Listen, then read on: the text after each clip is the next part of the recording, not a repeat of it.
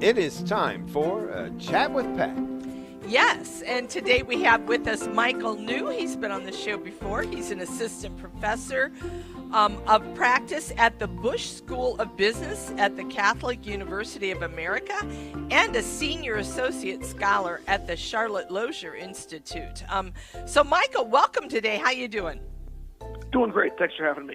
Oh, we're talking today about an article from National Review that Michael wrote. The new Gallup poll shows gains in religiosity among young men. So, Michael, tell us about these numbers. Yeah, it's very exciting that Gallup does surveys on religiosity about every other year or so, and they found a big gain in the religiosity of young men. Specifically, percentage of young men who said that religion was very important to their lives went up from about 28% to 42%. That's a 14 percentage point gain in just 2 years. It's a pretty big jump. That is. So that's an exciting finding, that people sometimes think that young people aren't interested in religion, that people are going to be secular. That's not the case. There's been a real surge of increase in religion among young men, and that comes out in different ways. So they say it's important. They actually identify with the faith tradition. They actually attend a worship service.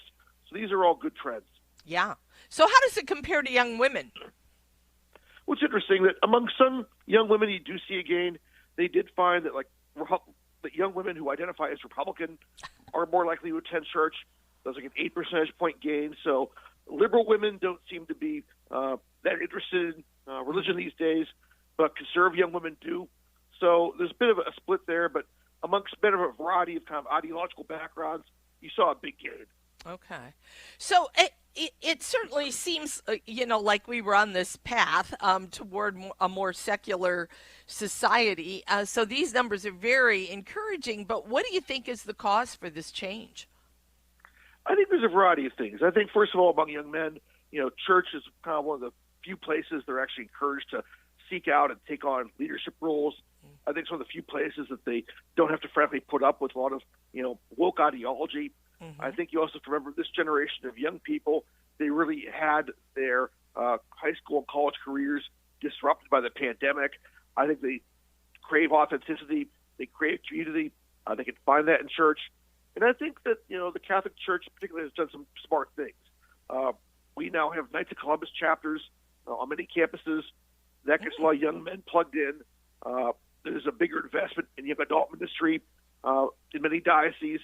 That's been a positive development. So I think it's a variety of things. Okay. I did not know that Knights of Columbus have chapters on college at campuses. When did that all start? I'm really not sure when it started. I'm a Knight. I'm a fourth degree Knight. It was one of the best decisions I made. To say, men out there, please join your Knights of Columbus chapter. I promise you won't regret it. It seems to me about 10 years ago, we do have a strong Knights of Columbus chapter here at the Catholic University of America where I teach. But even schools like George Washington University here in D.C., they have a Knights chapter. We have both, secular schools and Catholic schools. So it starts about 10 to 15 years ago is what I seem to remember. Okay. And so that's really a smart idea because they can make this transition when they graduate right into, parish life. Like there's another organization that they can continue to be about. So often Newman Centers are amazing, but when they graduate, where do they go, right? So that's a great idea. Whoever came up with that, I love that.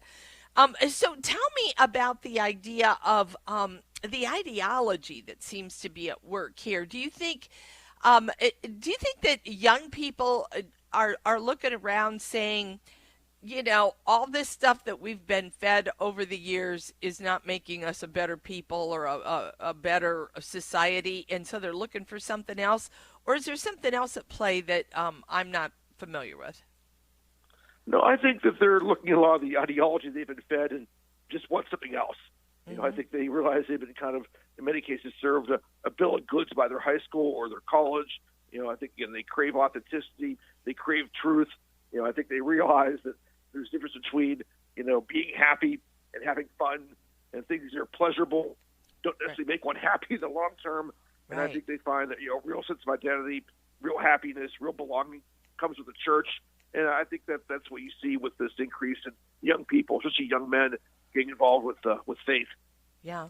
What do you think churches should be doing to kind of either keep this going if it's occurring in their parishes, or to support this, that we keep seeing this growth in young men? Because the time frame that I kind of came through, a lot of women stepped up in leadership, right? They were the readers, they were the communion distributors, you see a lot more women active in ministry roles in the parish than men. And you're saying that's starting to change. So what can parishes do to encourage kind of men to kind of take their role? Well, I think the first off, there needs to be a consistent investment in young adult ministry. For a long time, people graduate college and got married. Mm-hmm. Now people stay single for a while. Mm-hmm. I think the church was a little bit slow to kind of catch on to that, but now they are making a bigger investment. That's a good thing. I think the other important message for young men is that the church needs your leadership now. You aren't a spectator. You aren't the future of the Catholic Church. You are the Catholic Church. Right. I do a lot of pro-life work, and whenever I talk to, gatherings of young people, I tell them, look, you aren't the future of the movement. You are the movement. A lot of good on this issue has been done by young people. So be a leader. You don't need to wait. You can take responsibility now. You have God-given gifts and talents. Put the work for the church today. You don't need to wait. I think that's the message that young people need to hear. So you say you do a lot of work in the pro-life movement, obviously, with Charlotte Lozier Institute too. So how do you encourage young men in that? Because I think a lot of young men kind of hold back because that's a woman's thing. I always remind them that, men are called to protect the weak and vulnerable, and we all have an important role to do in building a culture of life. So I always encourage people to think about what their skill sets are, what their strengths are, and what they might be called to do. And it might be different things for different people. I mean, for some people, it's, getting married and, being a father of a large family. For some people, it's, donating to pro-life ministries or building a culture of life. For some people, I run a pro-life sidewalk ministry outside the Washington, D.C. Planned Parenthood. If you feel called to be out in the sidewalk and try to build a culture of life that way and encourage women to make choices that are life-affirming, there's no right or wrong way. There's many ways to build a culture of life. I just encourage people to take on leadership roles. Again, young people, they're not the future of the movement. They are the movement. Exactly. You mentioned marriage. Do you know, obviously in our country, we're seeing kind of they call it the birth dearth, right? We're not replacing ourselves. Do you see young people more open to having larger families? Yeah, I do. It's going to take a while. I think that, right now, just the world we live in, there are some pretty strong economical words for going to grad school and getting an advanced degree. And frankly, as someone who spent 5 years getting a PhD, courtship and marriage is tough in a grad program. Right. And that's delaying marriage for a lot of people. But I also think there's been some pretty strong voices, within Christianity saying that, you don't need to wait. Mm-hmm. That young people can get married. It doesn't doom your marriage. That young people have been successfully married for many, many years, and that be open to it. God calls different people to do different things, but don't feel you have to wait till you're 28. Right. If you feel called to relationships with a young, you can prioritize that. Nothing wrong with getting married after college. Choice many have made.